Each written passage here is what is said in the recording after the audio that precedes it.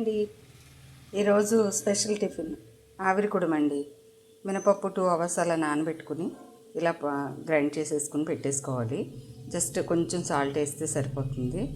అలాగే ఒక బౌల్లోకి వాటర్ తీసుకుని ఇలా మంచి క్లాత్ ఒకటి నీట్గా టైట్గా కట్టేసుకోవాలండి. లేదు అంటే ఇలా చేయలేకపోతే ఇడ్లీ పత్తర రేకులకి కొంచెం ఆయిల్ రాసేసి పెట్టుకోవచ్చు. కానీ ఇదే చాలా బాగుంటుంది. ఇది ఆరోగ్యానికి కూడా చాలా మంచిదని చెప్తారు. చిన్నప్పుడు బాగా తినేవాళ్ళం, కానీ ఇప్పుడు ఎవరు ఏం చేయట్లేదు. ఇలా అప్పుడప్పుడు నేను అలా చేస్తూ ఉంటాను అన్నమాట. జస్ట్ ఇలా చూడండి, ఇది మనం తడి క్లాత్ కదా, ఈ క్లాత్ మీద ఇలా స్ప్రెడ్ చేసేసుకోవాలన్నమాట. అంతా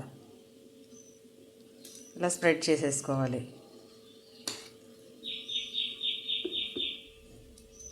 మీకు మళ్ళీ ఉడికిన తర్వాత నేను చూపిస్తాను. ఈ ఆవిరికుడుని 10 to 15 మినిట్స్ స్టవ్ మీద పెట్టి సిమ్లో పెట్టేసి ఉడికించేసిన తర్వాత ఒక 2 మినిట్స్ అలాగే ఉంచేసేయాలండి. మనం చాక్తో ఇలా గుచ్చితే మనకి చాక్కి ఏమీ అంటుకోకుండా ఉన్నప్పుడు మనం చక్కగా ప్లేట్లోకి తీసేసుకోవచ్చు. అలాగే చిన్నపిల్లలకి నేతితో చక్కగా తినిపించేసేయచ్చండి. మనం పెద్దవాళ్ళం కూడా నెయ్యితో ఇలా ఆవకాయతో ఏ చట్నీ ఉంటే ఆ చట్నీతో చక్కగా తినచ్చు. ఇది ఆరోగ్యానికి కూడా చాలా మంచిదండి. ఈ సమ్మర్లో ఇంకా చాలా మంచిది. Thank you.